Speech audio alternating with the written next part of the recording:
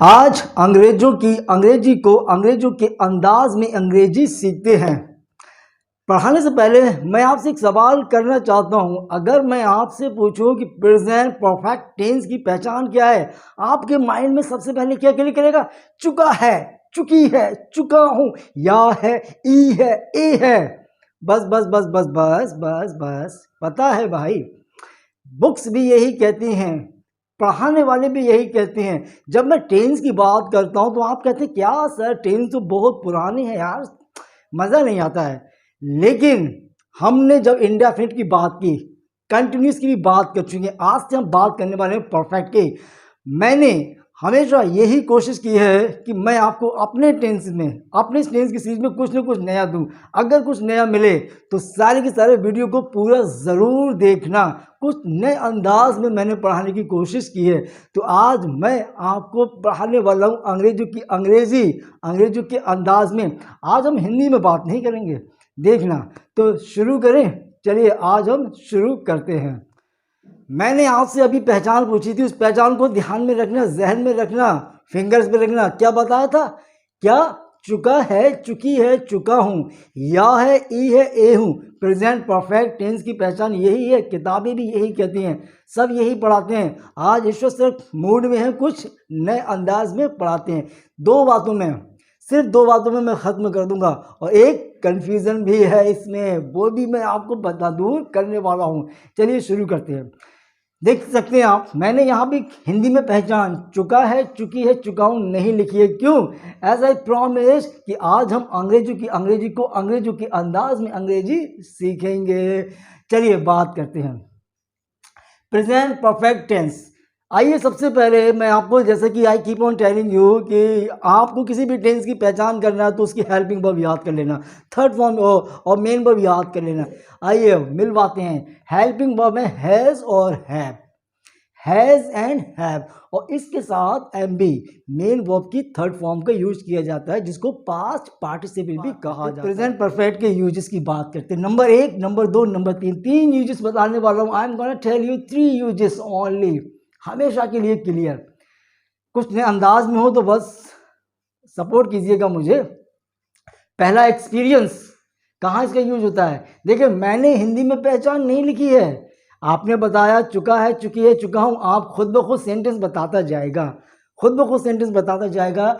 जब हम एक्सपीरियंस की बात करते हैं या अकम्प्लिशमेंट की बात करते हैं, वो हमेशा प्रेजेंट परफेक्ट टेंस में जाएगा।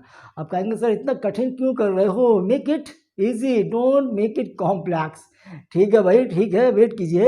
एक्सपीरियंस का मतलब होता है अनुभव, होता है ना, तजुर्बा।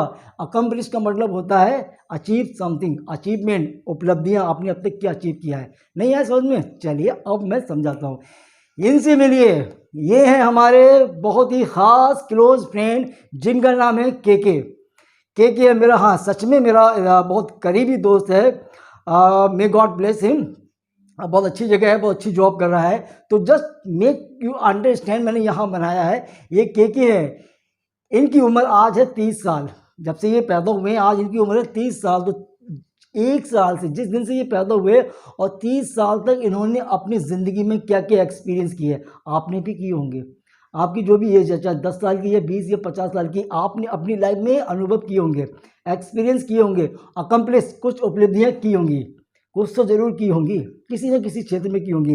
When we talk about experience and accomplishment, चलिए अब बात करते हैं। जैसे मैं नहीं कह रहा हूँ भाई, हम हिंदी की बात नहीं कर रहे हैं, अंग्रेजों की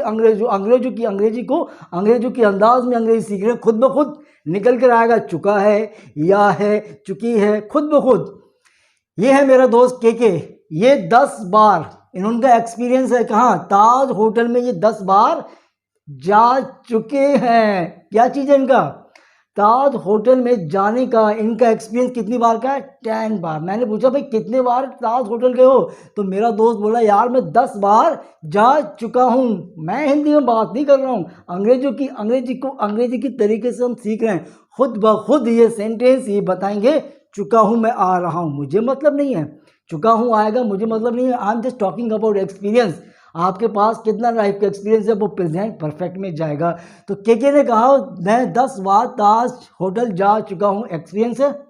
आई तो इस तरीके से सेंटेंस को कैसे बनाते हैं? के हैज सब्जेक्ट हो गया, के सिंगुलर हो गया, हैज आएगा, K has gone to Taj hotel 10 times. Clear हो गया। दूसरा, के ने अंग्रेजी में 3 बार एमए किया है। कितनी बार एमए किया है? एक्सपीरियंस है उसका, 3 बार अचीवमेंट किया उसने एमए में। क्या किया? 3 बार एमए किया। के has done MA in English thrice या 3 टाइम्स। के 5 बार ताजमहल देख चुका है। भाई मेरी लाइफ का एक्सपीरियंस क्या है? आपने भी 2 बार देखा होगा, 1 बार देखो, 3 बार देखा होगा। कितनी बार देखा है? एक्सपीरियंस है। के ने ताजमहल को 3 बार देखा है। मैं नहीं कह रहा हूँ चुका है या चुकी है, ये या आता है। I am talking about experience and accomplishment. तो के has seen the Taj Mahal 5 times. Clear.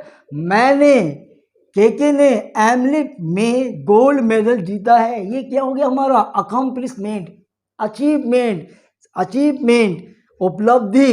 कितनी बार गोल्ड मेडल किस में जीता? एमलेट में। के has one the gold medal in AMOLED.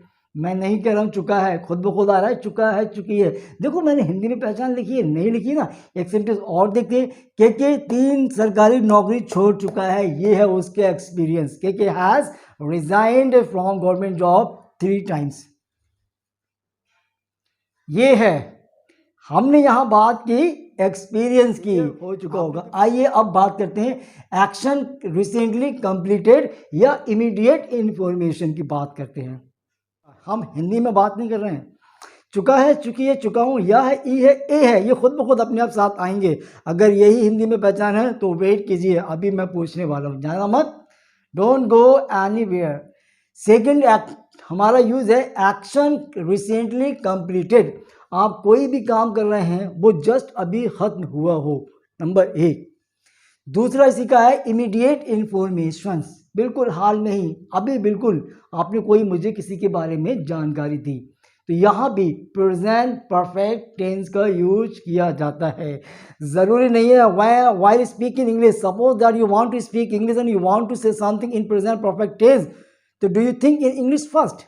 No, actually we are native speakers and we first of all think in Hindi, then we translate in English in our mind, then we speak out. यही तो है ना हमारा English बोलने का फंडा। But here I am giving you a very special hint. When you talk about recently completed action or immediate information, you have to speak English in present perfect tense. आइए example देते हैं। अब मैं आपको मान लीजिए भाई मेरे साथ में ये कोल्ड ड्रिंक की बोतल है। जस्ट सपोज मान लीजिए पानी है और मैंने ये पूरी मैंने इसको फिनिश कर लिया है। मैं आपको सिचुएशन दे रहा हूँ। आपने कहा सर आपने कोल्ड ड्रिंक्स पी ली, तो मैं आपको इमीडिएट इंफॉर्मेशन दूंगा, यस मैंने अभी कोल्ड ड्रिंक्स पी है। समझ में आएगा? तो ये मैंने जस्ट अभी पी है। सपोज जैसे कि मैं चाय पी रहा हूँ, चाय पीने के बाद मैंने कप रखा, तो आपने कहा सर क्या आपने चाय पी ली, तो मैं आपको कहूँगा यस मैंने चाय पी ली है या मैं चाय पी चुका हूं। देखें, जब मैं इमीडिएट इंफॉर्मेशन या रिसेंटली कंप्लीटेड एक्शन के बारे में बोल रहा हूं तो हिंदी में खुद ब खुद चुका है, ई है, ए है, निकल कर आ रहा है, खुद ब खुद आ रहा है, ऑटोमेटिकली आ रहा है। मैं नहीं बोल रहा हूं कि ज़रूरी नहीं कि चुका है आएगा, मैं ज़बरदस्ती जानबूझकर बोलूँगा तभी प्रेजेंट परफेक्ट में बताऊँगा।